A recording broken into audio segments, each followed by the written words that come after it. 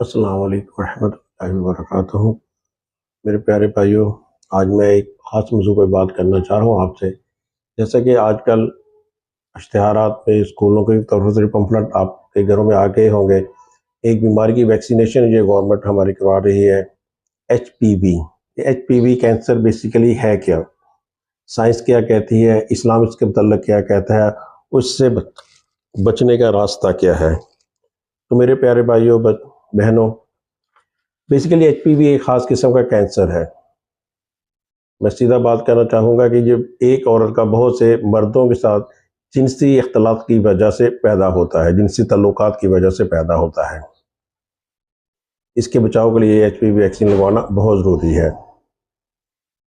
اللہ تعالیٰ نے اپنی لارائب کتاب میں صاف الفاظ میں فرمایا، اور زنا کے قریبی مت جاؤ، بے شک یہ بڑی بے حیائی اور بہت برا راستہ ہے۔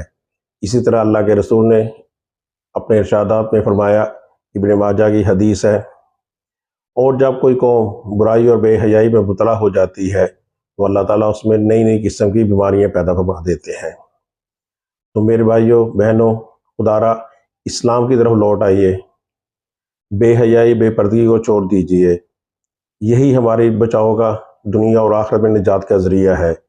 ہم اس وقت بہت زیادہ بدنامی کا باعث بن رہے ہیں۔ ایچ پی وی پاکستان میں بہت تیزی سے پھیل رہا ہے، جس کی وجہ سے دنیا والوں نے ہمیں یہ ویکسین لگوانے پر مجبور کیا ہے۔ خدا را قرآن اور اسلام کو پکڑ لیجئے، قرآن اور حدیث کو پکڑ لیجئے، انشاءاللہ دنیا اور آخرت میں کامیاب ہو جائیں گے۔